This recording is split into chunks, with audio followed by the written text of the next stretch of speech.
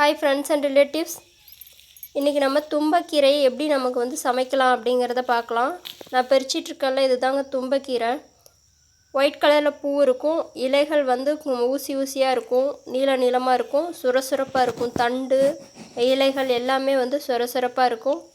இது நமக்கு நல்ல வாசனை இருக்கும் இந்த கீரையில. நம்ம பிடுங்கும்போதே நமக்கு அந்த கற்பூரவள்ளி இலைகள்லாம் தொட்டோம்னா எப்படி வாசம் அடிக்குமோ வாசனையாக இருக்குமோ அதே மாதிரி இதுலேயும் வந்து நல்ல வாசனை இருக்கும்.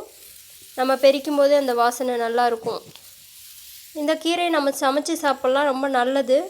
இதை எப்படி சமைச்சு சாப்பிட்லாங்கிறத பார்க்கலாம். இது எல்லா இடத்துலையும் கிடைக்கக்கூடிய கீரைகள் தாங்க. கிராமங்கள்லாம் சர்வசாதாரணமாக எல்லா இடத்துலையும் வரப்பில் வயலோரங்களில் எல்லா இடத்துலையும் முளைச்சிருக்கும். இதை நம்ம வந்து விதை போட்டோ இல்லை விதைச்சோ வரக்கூடியது இல்லை. இயற்கையாகவே முளைக்கக்கூடியது, இயற்கையாக கிடைக்கக்கூடிய கீரை அது. நம்ம எடுத்துகிட்டு வந்து இந்த மாதிரி நம்ம ஃபஸ்ட்டு இந்த இலைகளை மட்டும் பறித்து எடுத்துக்கலாம். அது தண்டு, பூ இதெல்லாம் விட்டுட்டு இலைகளை மட்டும் ஃபஸ்ட்டு பறித்து நம்ம பறித்ததுக்கப்புறம் நம்ம வந்து அதை நம்ம கழுவி எடுத்துக்கலாம். முதல்ல கழுவிட்டு பறிக்க வேணாம். பறித்ததுக்கப்புறம் நம்ம ஏன்னா ஃப்ரெஷ்ஷாக தான் பிடுங்கிட்டு வந்தேன். இன்றைக்கி கொஞ்சமாக தான் கீரை செய்ய போகிறேன். ஏன்னா வந்து எங்கள் வீட்டில் இன்றைக்கி சண்டேங்கிறதுனால நான்வெஜ்ஜு சாப்பிடாதவங்களுக்காக மட்டும்தான் நம்ம இந்த கீரையை செய்ய போகிறோம். ஸோ அந்த கீரையை நம்ம இப்போ அரிஞ்சு எல்லாம் ரெடி பண்ணி வச்சாச்சு. இப்போ சமைக்க ஆரம்பிச்சிடலாம். எண்ணெய் ஊற்றிட்டு கழுவிட்டு நம்ம அந்த மாதிரி அரிஞ்சு வச்சுக்கிறது பெஸ்ட்டு. இதோட கொத்தமல்லி இலையும் போட்டால் ரொம்ப நல்லா டேஸ்ட்டாக இருக்கும். கொத்தமல்லி இலையும் போட்டு சமைக்கணும். இதோட நம்ம வந்து புளிச்சக்கீரை இருக்குது இல்லைங்களா, அந்த புளிச்சக்கீரையும் வந்து புளிச்சக்கீரையிலையும் இந்த கீரையை போட்டு சமைச்சாலும் கடைஞ்சாலும் நல்லா டேஸ்ட்டாக இருக்கும். நீங்கள் எப்படினாலும் ட்ரை பண்ணி பாருங்கள்.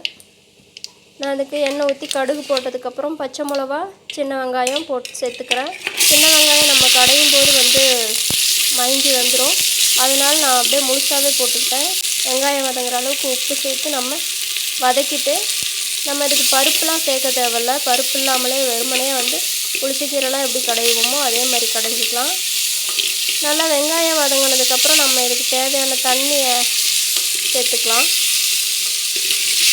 கொஞ்சமாக தண்ணி இருந்தால் போதுங்க, ரொம்ப தண்ணி வேணும்னு இல்லை. கொஞ்சமாக 1 டம்ளர் சேர்த்துக்கலாம். கொஞ்சமாக சேர்த்துனா போதும். சரி, இப்போ தண்ணி கொதிச்சிருச்சு. தண்ணி கொதித்தோடனே நம்ம அந்த கீரையை சேர்த்துடலாம். கீரையெல்லாம் சேர்த்ததுக்கப்புறம் கொஞ்சமாக வெல்லம் போடலாம். கொஞ்சமாக வெல்லம் போடுறது நமக்கு அந்த க்ரீனிஷ் கலர் கீரைகள் எது சமைச்சாலுமே நான் கொஞ்சமாக வெல்லம் சேர்த்துப்பேன். வெல்லமோ இல்லை சர்க்கரையோ கொஞ்சமாக போட்டோம்னா நமக்கு அந்த க்ரீனிஷ் கலர் அப்படியே இருக்கும். மேக்ஸிமம் அப்படியே இருக்கும். இல்லைனா இது கலர் வேறு மாதிரி கொஞ்சம் மாறிடும். அதனால் வந்து நான் கொஞ்சம் வெல்லம் போட்டுப்பேன். நல்லா இந்த கீரை கொஞ்சம் நேரம் வேகட்டோன்னு கீரையும் வெங்காயமும் வெந்ததுக்கப்புறம் நம்ம வந்து இதை போட்டுக்கலாம். கொத்தமல்லி இலையை நம்ம வந்து க்ளீன் பண்ணி வச்சுருக்கேன். அந்த கொத்தமல்லி இலையை போட்டுக்கலாம். இதுக்கு வந்து புளிப்பு டேஸ்ட்டு வேணும். அதனால் புளி கொஞ்சம் போட்டுக்கணும். புளி கொஞ்சம் போட்டுட்டு கொஞ்சம் நேரம் சீக்கிரமாகவே இதை செஞ்சு முடிச்சிடலாம். நம்ம ரொம்ப நேரம்லாம் ஆகணும் இல்லை. அவ்வளோதாங்க. ஸ்டவ் ஆஃப் பண்ணிட்டு நம்ம கடைய ஆரம்பிச்சிடலாம். நம்ம கீரை செய்யும்போது எப்போவுமே அந்த கடையிற மாதிரி இருக்கிறது எல்லாமே இந்த மாதிரி மண் சட்டியில் செய்யும்போது நல்லா மைஞ்சி வரும். இப்போ நம்ம கடைசியாக தான் நான் வந்து கீரை செய்யும்போது உப்பு சேர்த்துப்பேன். தேவையான அளவு உப்பை சேர்த்து நம்ம வந்து நல்லா கடைஞ்சி விட்டா அவ்வளோதாங்க, நம்ம கீரை ரெடி ஆகிடுச்சு. இது சாப்பாட்டோடு சேர்த்து சாப்பிட்றதுக்கு ரொம்ப டேஸ்ட்டாக இருக்கும். இந்த மாதிரி சமைச்சு பாருங்கள் நீங்கள். நல்லா மயஞ்சிடுச்சு. நல்லா பாருங்கள் எப்படி இருக்குது. நல்லா க்ரீனிஷாகவும் இருக்குது. நல்லா மயஞ்சிடுச்சு. இதோட நம்ம லாஸ்ட்டாக வந்து இது தாளிப்பு வடகம்னு சொல்லுவாங்க. கிராமங்களில் ரெடி பண்ணி வைப்பாங்க.